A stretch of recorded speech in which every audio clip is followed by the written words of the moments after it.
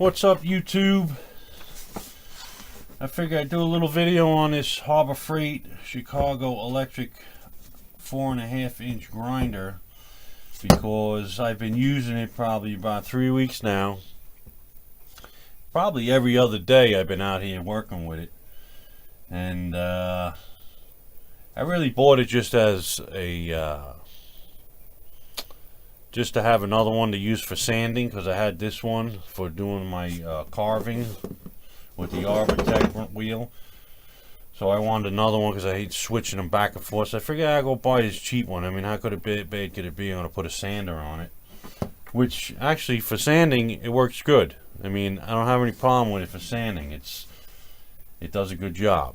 It's a 6 amp, 10,000 RPM, same thing as this one. They claim, because this one, the Harbor Freight, I said, let me try the wheel on it and see how it works, the Arbortech wheel, and right away I can tell that this motor is definitely not as strong as this one, because once I put it under load, she slows down and the doesn't keep up the RPMs, and this wheel starts skipping in the wood, where this one it'll cut real smooth, no problem. So I would say for this Harbor Freight, putting it under a heavy load is not too good because it just doesn't keep up the RPMs on it. But for the sanding that I use it for, it does a good job for sanding. So I'm going to keep my sanding wheel on it, and that's what I'm going to use it for. But I mean, I don't know how it is for grinding. It's probably the same thing. I guess if you put a little pressure on it, it's probably going to bog down a little bit. But I don't know why they put the professional on there, because if you use this every day for grinding and cutting and stuff like that, I would think you probably would do some damage to it. I mean, it feels heavy duty. I mean, it looks like it's well built, but you don't know what's in the inside, you know.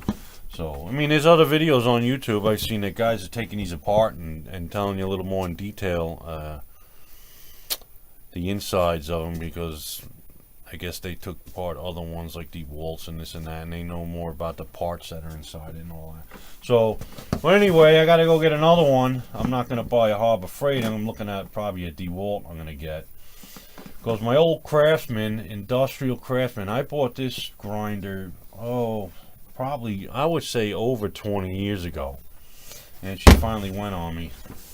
The gears, the teeth on the gears sheared off.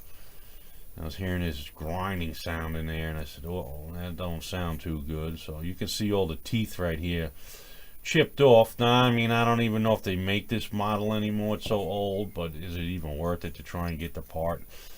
I mean, the DeWalt's, the 6 amp DeWalt's, I think they were like $49, $50, $60, somewhere around there. I mean, I was just going to go buy another one. This guy, this baby did its job, man. 20-something years. I cannot complain about it.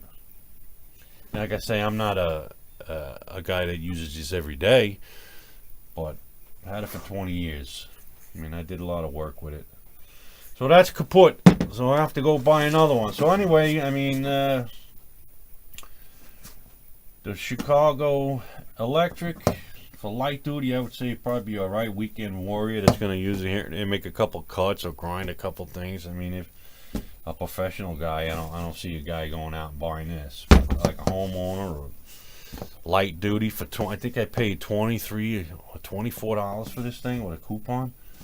I mean, I don't even know how the hell they could sell them so cheap, but it is what it is. I mean, I'm just going to keep my sanding wheel on it, and that's what I'm going to use it for. I mean, I got a lot of Harbor Freight tools. I got a miter saw that I had. You see it over there? I mean, I had that thing for probably 10 years. I guess 10, maybe 8, something like that. And it sits out here, gets snow on it, and it never goes inside.